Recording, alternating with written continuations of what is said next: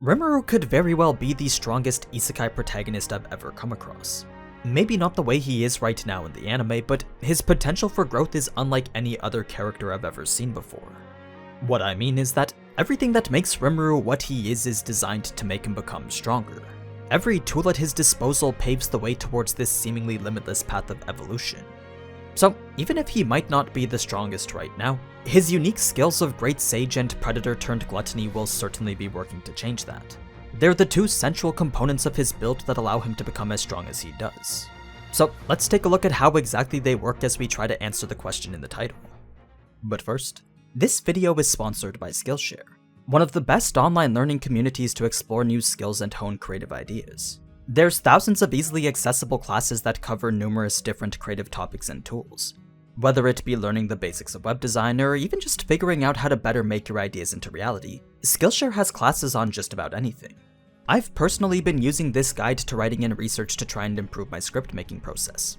But if you're someone who's more so trying to write light novels of your own, then there's lots of other classes that deal with that type of creative storytelling. As someone who did engineering though, my personal recommendation would be to take a look at the coding tutorials. It's honestly one of the best skills to have if you're actively looking for work. And since everything is specifically curated for learning, that means zero ads and a constant influx of even more premium classes, all of which you can get for less than $10 a month with the annual subscription. So if you're interested in learning new skills that can help you out in the future, then be sure to use the link in the description to check out Skillshare today. The first 1,000 people who do will also be able to get a free trial of the premium membership. Now, let's get back to the video.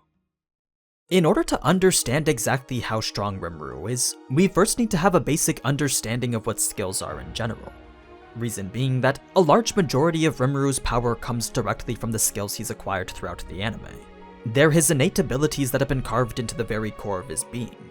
But unlike how other shows will classify these skills by their type or level of power, TENSURA does it by order of evolution.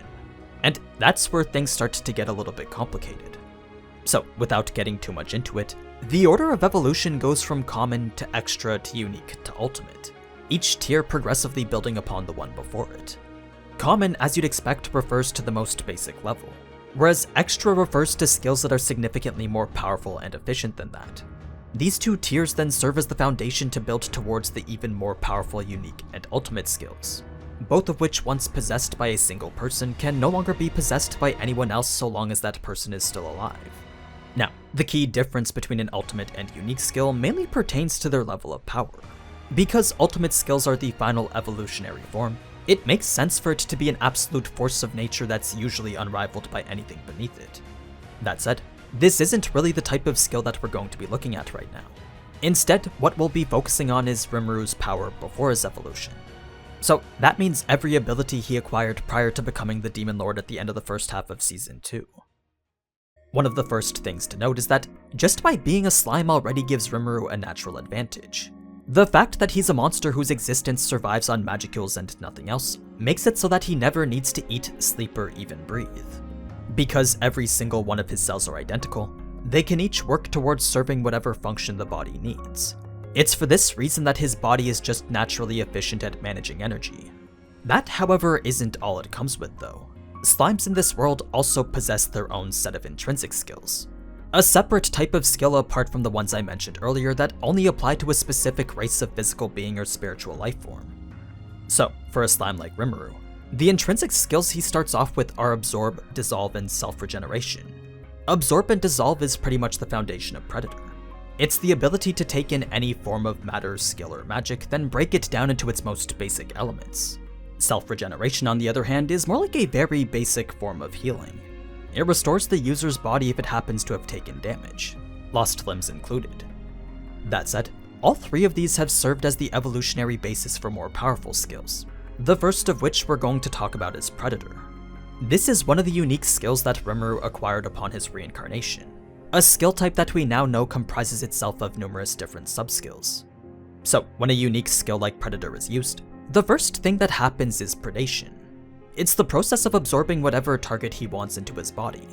This is then followed by a stage of research and analysis. The target is comprehensively studied in a way that allows Rimuru to recreate it should he choose to. If the absorbed target is a form of skill or magic, then a successful analysis of its casting method would grant Rimuru the ability to learn how to cast it himself. If it's a craftable item or an animate object though, then the reproducibility of it depends on whether the required materials are available or not. These are materials that are typically gained when targets are broken down and stored within Rimuru's stomach. It's yet another one of the sub-effects that comes from Predator. The ability to store any material or item produced via analysis directly within Rimuru's stomach for an indefinite period of time. Now, it may seem like Rimuru can store as much as he wants, but there actually does exist some form of upper limit to his capacity. For a bit more context on exactly how much, well, Veldora had taken up about 15% alone. Then the mass amount of water he ingested in the cave filled up about 10% more. An additional 2% was from the medicinal herbs and recovery potions, and 3% was from the ores and minerals he ate. So, with only 30% being occupied by a godlike dragon and other various resources, there's definitely quite a bit of room for more. But anyway, it's after a successful analysis has been completed that the form and skills of the analyzed target can be reproduced at any time via mimicry. And if there ever does come a point where something harmful or unnecessary for analysis is absorbed, then that specific aspect of the target is neutralized, broken down, and stored as magical energy. It's the last of the 5 core components that make up the unique skill Predator. Now, as I'm sure you could tell, Predator's ability to copy and replicate literally anything paves a unique path of evolution in which infinitely more skills can be acquired. These can then be combined with other skills, and those can then serve as the foundation for more unique and ultimate skills in the future. It's the first step towards what's pretty much an unfathomable scale of power. That said, it's not the only strong asset that was given to Rimuru right from the get-go. What initially started out as the extra skill Sage was immediately evolved into the unique skill Great Sage. All it took was a total of 90 days for it to finish fusing itself to Rimuru's soul. As soon as that time was up, that's when it emerged in his head as the voice of the world. Now, usually this voice would only ever be heard when the world was changing or a skill was earned or upgraded. But with the help of Great Sage, this voice could now be used as his own personal query machine. Since it is a soulless ability devoid of any sentience whatsoever though, it would never actually talk to Rimuru unless he was to ask it a question first. That was the single drawback of an otherwise very OP ability. Now, the reason I say that is because one of the core 5 sub-effects associated with Great Sage is known as All of Creation. It's the ability to comprehend pretty much everything. So long as what he's looking at is visible or perceivable, then All of Creation will make it so that Great Sage can relay back detailed information on it. That doesn't mean he knows about literally everything everywhere though. The information available to him is dependent on whether he recognizes and understands the concept he's looking at. Only after he does can he receive a full analysis on it. Now, while this does sound very limiting, there was a very clever workaround that Rimuru decided to implement in order to avoid it. But it involves a combination of Predator and one of the other sub-effects that comprises Great Sage as a whole. So before we can talk about what that is, let's first take a look at what else this powerful skill provides. The first effect is what's known as Thought Acceleration. It's the ability to multiply Rimuru's perception speed by a factor of 1,000. Then Analytical Appraisal allows for an in-depth assessment of any target that Rimuru's looking at. The next effect is one that negates the necessity of a casting period. Anything that requires an incantation like how magic does is completely bypassed via the sub-effect Cast Cancel. Then finally we have what's known as Parallel Processing. This is the ability to separate his analyses from his regular thought processes. So if Rimuru is assessing a target like, let's say, Milim, then the process behind it will remain detached from his regular thoughts. The analysis will be handled in its own individual area, kind of like how Kumoko uses different brains for different things. That said, any analysis separated from the main thought process will still be affected by the perception boost of Thought Acceleration. So there's pretty much zero downside in setting aside all analyses as a parallel operation. That's why after Rimuru had figured this out, he decided to link this specific effect with the analysis effect of Predator. It made for a combination of skills that exponentially improved his analytical capabilities. For example, an analysis of something like these herbs would have taken at least 50 minutes with Predator alone. But by combining Predator's analysis with Great Sage's parallel processing, that 50-minute load time becomes reduced to a single second. So, with such a vast increase in performance, I'm sure you can start to piece together how this works in tandem with All of Creation to provide instantaneous knowledge. Because Predator's analysis and Great Sage's parallel processing allows him to immediately understand whatever he's absorbed, all of creation can then relay any and all information associated with it. It's an extremely powerful combination that has made his evolutionary path even easier to traverse than before. That's why everything just seems to come so naturally to him. So, with Great Sage acting as the source for finding answers, and Predator's analysis being the skill that fills that source with knowledge, Rimuru is able to comprehend just about anything. Not only that, but skills are also often combined and evolved through this process as well. Like, the intrinsic skills Dissolve, Absorb, and Self-Regeneration were combined with the mimicry skill of Predator to create Ultra Speed Regeneration, an extra skill that significantly enhanced the effects of self-regeneration. It's actually a form of evolution that we've seen numerous times in the anime. Rimuru would absorb a life form or spirit that possesses unique skills of their own, then Great Sage would add them to his arsenal and make them better. If any of the absorbed skills were similar in nature to the ones he already possessed, then Great Sage would simply combine the two together. That's why when Rimuru had defeated the orc disaster Gelt, his unique skill of Ravenous was taken and combined into Predator, resulting in the evolution of Predator into Gluttony. Aside from doubling the capacity of his stomach, what this did was add the subskills of Ravenous into the already existing subskills of Predator.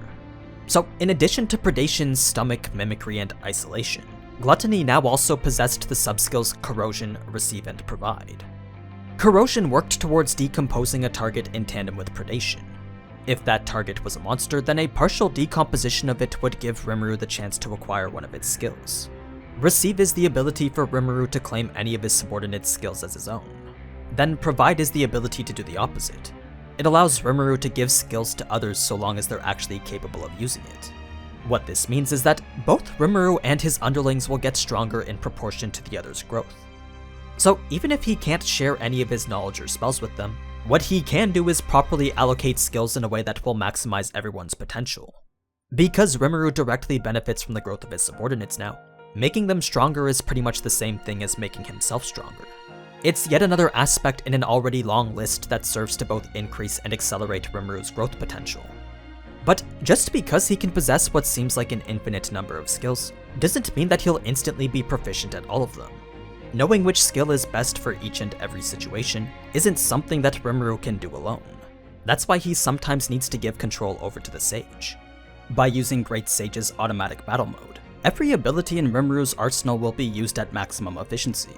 It's a completely optimized approach to battle that demonstrates absolute mastery over every single one of his skills.